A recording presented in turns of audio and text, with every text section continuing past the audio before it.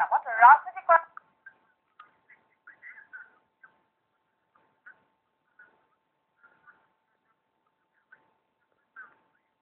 অভিযোগ উত্থাপন কৰিছে সংগঠনটোৱে। সমাগত পঞ্চায়ত নিৰ্বাচন এইবাৰ নিৰ্বাচনত দলৰ হৈ প্ৰচাৰ চলাবলৈ এতিয়া সংগঠনে অনুমতি প্ৰদানৰ পত্ৰটো ধাৰাবাহিকভাৱে চলাই যাম বুলি মহোদয়ৰ কেইটাকে অৱগত কৰিলো। আনহাতে পঞ্চায়ত নিৰ্বাচনত প্ৰচাৰৰ বাবে এতিয়া আৰ্থিক অনুদান আগবঢ়াবলৈও অনুৰোধ জনালো। সভাপতি ৰফিউল হুছেইন বৰুৱা আৰু সচিব প্ৰধান আব্দুল হামিদৰ দ্বাৰা প্ৰেৰণ কৰা হৈছে এই পত্ৰ। 19টাকৈ সংগঠনৰ নাম সন্নিৱিষ্ট কৰা হৈছে এই পত্ৰত। কিন্তু খিলঞ্জীয়া মুছলমান সংগঠনৰ ঐক্যমঞ্চ অসমৰ মুখ্য উপদেষ্টা ডক্টৰ কয়নুদ্দিন আহমেদে এই কথা অস্বীকাৰ কৰি অভিমত দিলে এইদৰে।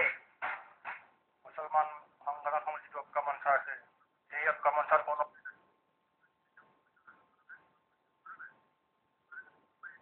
সভা হোৱা নাই, কোনো প্ৰস্তাৱ লোৱা হোৱা নাই আৰু খিলঞ্জীয়া মুছলমানৰ ঐক্যমঞ্চই কেতিয়াও অসমৰ অসমীয়া মুছলমানক বন্ধকত থৈ এই গোটেই জাতিটোক বন্ধকত থৈ কেতিয়াও পইচাৰ আশা কৰা নাই বা প্ৰস্তাৱ কৰা নাই। আৰু যদি কোনোবাই এইটো ব্লেকমেইলিঙে কৰিছে আৰু আমাৰ এই সংগঠনৰ লগত যিকেইটা সংগঠন জড়িত, মুছলমান সংগঠন যিকেইটা জড়িত সেইকেইটা কোনো সংগঠনেই এই সম্পৰ্কৰ অৱগত নহয় বা কোনো প্ৰস্তাৱ লোৱা নাই বা কোনো সভা হোৱা নাই। আগন্তুক পঞ্চায়ত নিৰ্বাচনত অসমৰ মুছলমানে যে কংগ্ৰেছক ভোট দিব বা কংগ্ৰেছক তাৰ বিনিময়ত কিবা পইচা বিচাৰিছে এনেকুৱা প্ৰস্তাৱ কেতিয়াও হোৱা নাই আৰু আমি এনেকুৱা প্ৰস্তাৱ আমাক জড়িত কৰাৰ কাৰণে আমি চিন্তা কৰি নাৰিছো। ইফালে খিলঞ্জীয়া মুছলমান সংগঠনৰ ঐক্যমঞ্চ অসমৰ অংশীদাৰী সংগঠন বুলি অভিহিত কৰা মুছলিম যুৱ পৰিষদৰ তৰফৰ পৰাও এই কাৰ্যত জড়িত হোৱাৰ কথা অস্বীকাৰ কৰা হৈছে। অসমৰ মুছলমানক মাননীয় মুখ্যমন্ত্ৰী তৰুণ গগৈ ডাঙৰীয়া দেৱৰ ওচৰত বন্ধকত থৈ তেখেতসকলে অহা পঞ্চায়ত নিৰ্বাচনত কংগ্ৰেছক সহায় কৰিম বুলি আৰ্থিক অনুদান বিচৰাটো দুৰ্ভাগ্যজনক, নিন্দনীয় আৰু অৰিহণাৰ যোগ্য।